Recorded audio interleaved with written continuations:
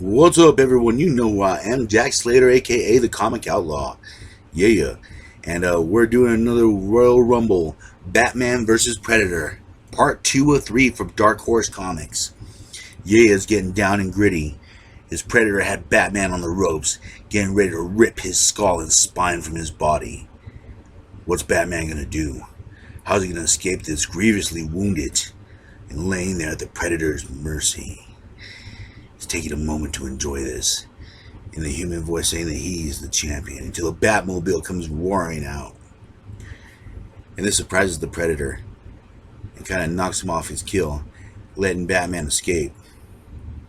Now, Batman is real broken and real bloody right now, and he barely avoids the spear slash. Now, Batman needs to get out of there, and he needs to get out of there fast. But the police provide the distraction he needed in order to get away. Now, Gordon and the cops, of course, are looking around, but it's very hard to find them considering the Predator can go invisible. And he's kind of just stalking them. But it's the Batman that he wants. And now the news is just basically going over everything. The Batman may be grievously injured, maybe dead. No one knows what's going on. And the big question for me when I read these is, where are the Gotham supervillains? All we have is these mob guys going back and forth, talking about political corruption. And some of them are politicians. I mean, with Gotham, that goes hand in hand. If you're a politician, you're usually corrupt. And if you try to be a good guy, you end up like losing half your face and flipping a coin.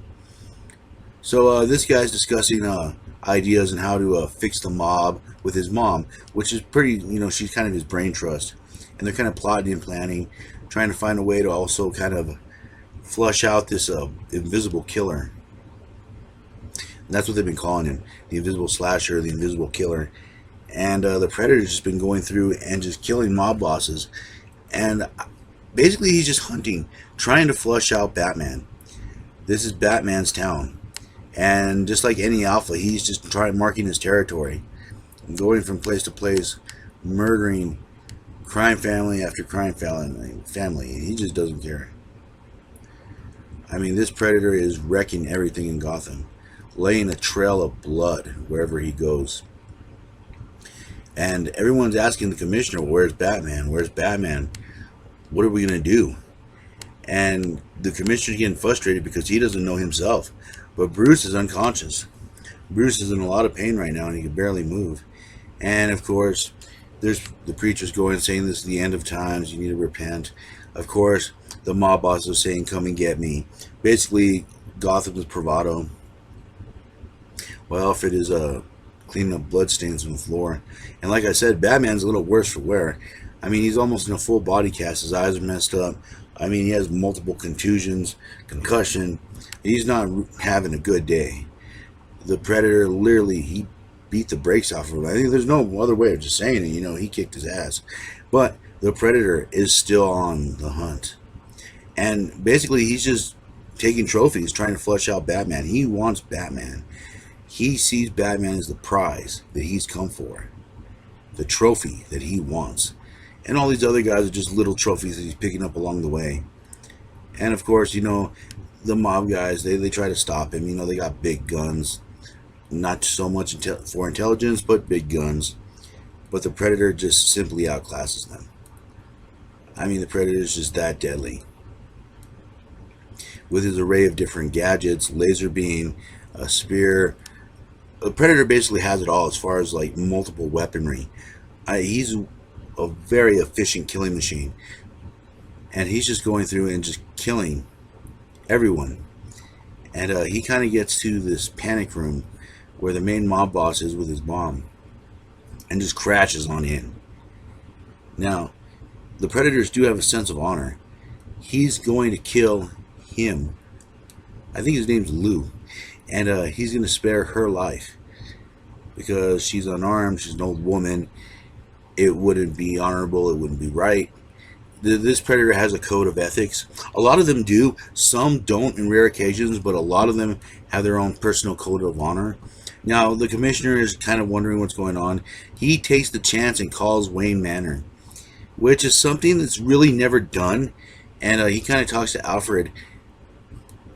kind of hinting, where's Batman or Bruce Wayne, and Alfred tells him that Bruce Wayne is out, and of course Bruce is wondering what's going on, and Alfred's kind of lying to him, because if he tells him what's going on now, Batman's going to try to get up, as injured as he is, and try to stop him. He needs a little more time to recover. Now the mayor is just basically trying to figure out what to do. I mean, he's pointing fingers at the police. He wants something done about this, and they're wondering where Batman is, and they don't want to rely on Batman, but the Predator strikes again, and there's one less politician in the world.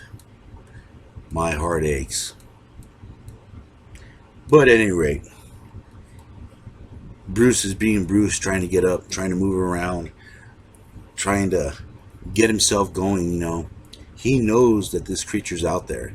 This creature's taking lives in his city. And Bruce feels responsible for every life lost by this creature. But the Predator is still out there hunting. And the police, they kind of think they found his hunting ground. And they're not going to take any chances. They're going to come in at full force. But the Predator has felt that Batman has deserted Gotham, and that this is his territory, his land now. The Predator felt that he's won. All he needs to do is find Batman and take his trophy. And this is where Commissioner Gordon starts to lose just a little bit of faith in Batman.